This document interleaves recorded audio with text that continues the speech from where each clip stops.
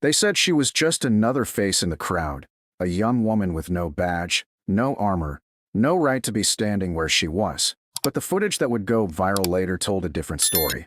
In that frozen still frame, you could see her eyes, locked not on the shouting protesters or the advancing riot line, but on the commander's visor, as if she knew exactly what was about to happen.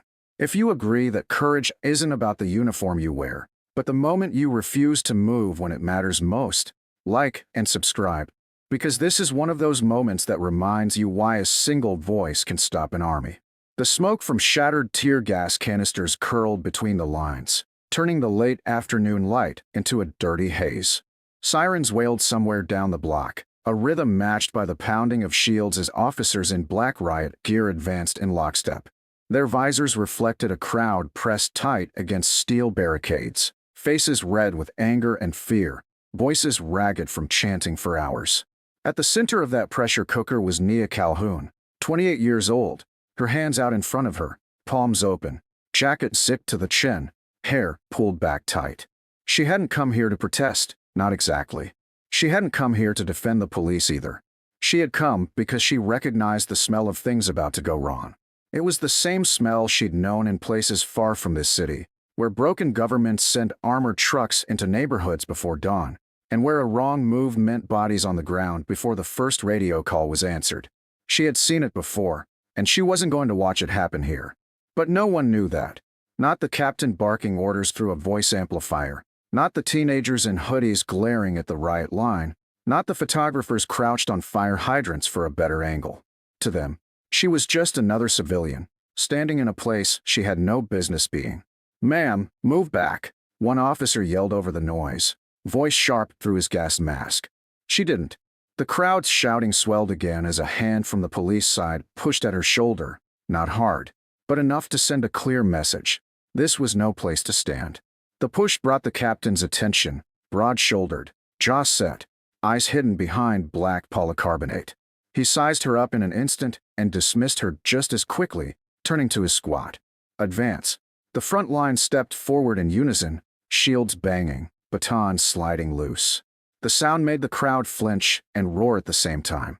In the middle of that rising chaos, Nia spoke, not loudly, not with the commanding bark of an officer, but with a low, clear tone that somehow cut through the noise.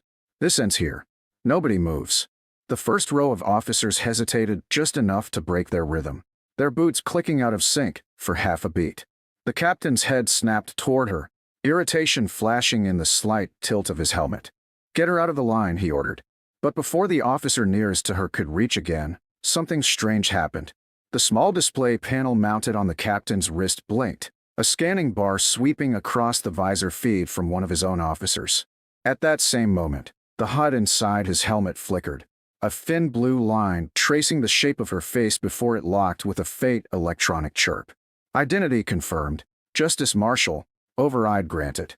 It appeared in large, unmistakable red letters across his view, followed by a command lockout that froze every non-lethal weapon system in his squad's suits. Tasers, disabled. Pepper launchers, disabled. Even the autolock on the riot shields unresponsive. The captain's eyes widened behind the visor, but he said nothing, glancing instead to his left and right. Confusion rippled down the line as officers checked their displays, saw the same lockout notice, and looked toward the woman in front of them with an entirely new kind of stillness. The protesters hadn't noticed yet. They were still shouting, still pressing forward. But on the police side, the energy shifted. Captain," a voice came over the comms, uncertain. "It's coming from Central Command. It's legit." The captain's jaw tightened under the mask, and for a heartbeat, he didn't know if he should push forward or stand down. Nia, meanwhile, hadn't moved an inch. Her eyes stayed on his, calm but unblinking, the way a veteran looks at a rookie trying to bluff his way through a dangerous hand. Her voice came again, still low, still certain. "Call it off." Behind her, the tension in the crowd began to fracture, not into chaos, but into confusion, as people saw the riot line frozen, heard no more orders to advance, no more hammering of shields. Somewhere in that haze, the first camera phone zoomed in on her face. Capturing the moment, she took a single step forward, closing the gap between herself and the line that had been trained to sweep through anyone in their path. What no one on either side knew, at least not yet, was that this was not the first time Nia Calhoun had stood in the middle of two sides ready to destroy each other. Years earlier, in a country whose name rarely made the evening news, she had negotiated the stand-down of two militia units with nothing but a battered radio, a satellite feed, and the authority that came with a badge almost no one had ever seen in person. She'd carried that badge in the inside lining of her jacket for 6 years, never showing it unless lives were on the line. Today, it was still hidden, still out of sight, but the system hadn't forgotten her clearance. Neither had the people who'd programmed those override protocols. As the captain stood frozen, his comms alive with nervous chatter, Nia shifted her weight just slightly, her stance not aggressive but anchored. "You're not here to win," she said, loud enough now for the nearest row of protesters to hear. "You're here to keep people alive." "So am I." The words hung in the air, strange and almost out of place in the raw noise of a standoff, but they landed.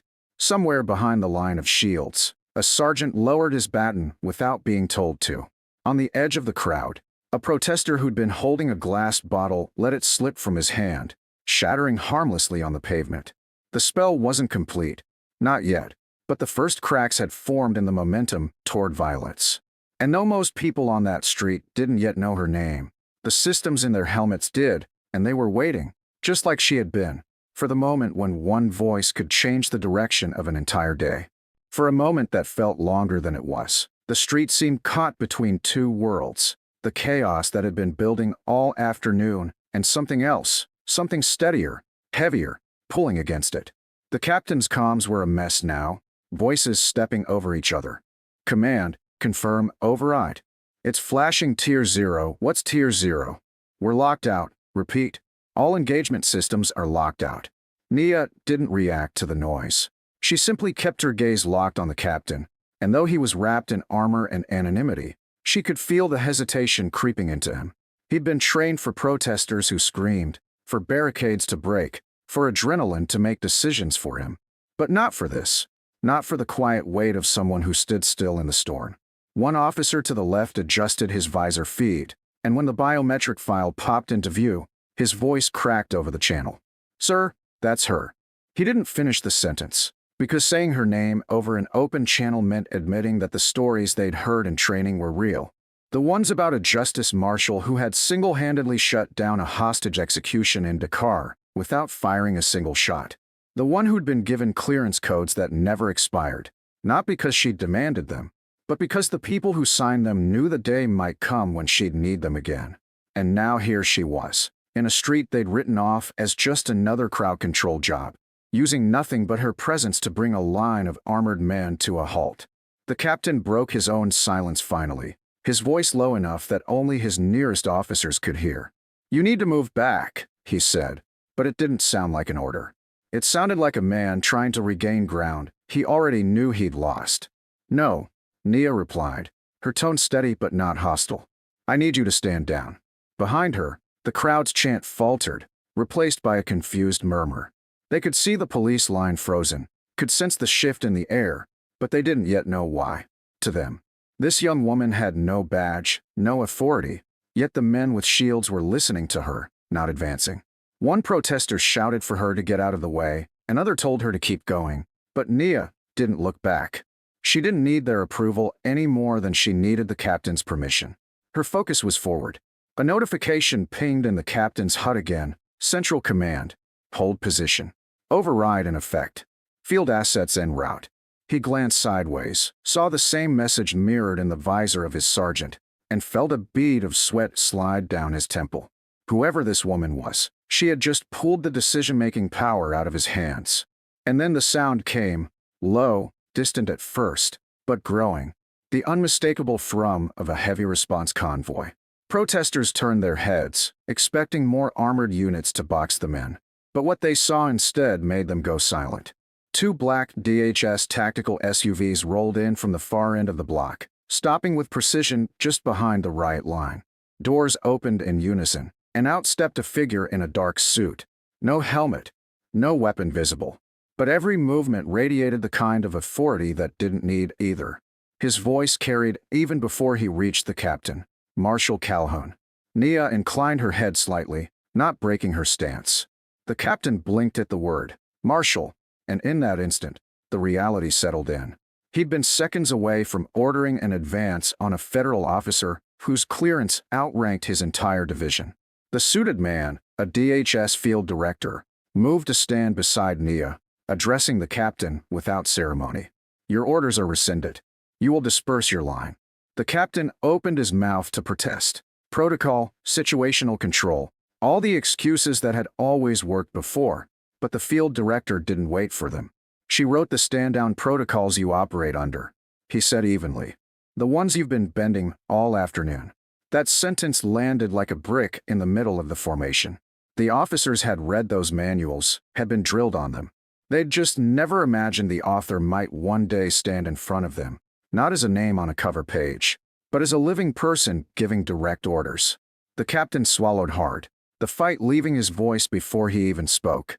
Stand down, he said into his comm shields lowered in a staggered wave, the metallic thump echoing down the line. Behind Nia, the crowd's tension began to ease, some still wary, some recording on their phones, others just stunned that the day's boil-over had cooled so fast. The field director leaned slightly toward Nia. You didn't have to come yourself, he murmured. She kept her eyes on the captain. I did, she said quietly. Because once you let them push through fear, it becomes policy. And policy becomes habit. A few protesters, emboldened by the retreat, tried to shout victory chants, but Nia turned just enough to silence them with a raised hand. Go home, she said, not as a plea, but as an order. And they listened, one by one. Then in clusters, the crowd began to peel away from the barricades, the sound of their departure strangely softer than their arrival had been. On the police side, officers exchanged glances, some relieved, some still processing. The captain stepped forward, stopping just short of her. Why? He asked finally, though he didn't seem to know what he was really asking. Because I've seen what happens when you don't stop, Nia answered. She turned then, walking with the field director toward the waiting SUVs, the street opening around her as if pulled by an unseen current. The riot was over, not with a push, not with an arrest, but with a scan, a lockout, and a voice that didn't rise above steady. But no one on that block, officer or protester, would forget the moment the words Justice Marshal, override granted lit up their feeds, freezing an entire standoff in place. And though she never once pulled that badge from her jacket, its weight was written in every step she took toward the car, leaving behind a street where two sides had been ready to break, and instead had been told to stand down by someone who knew exactly what that meant.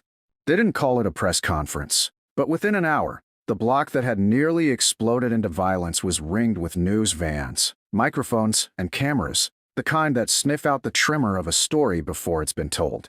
Officers who had minutes earlier been gripping batons now stood on the perimeter, their postures no longer combative but guarded in a different way, like people who knew they had been standing at the edge of something they didn't fully understand.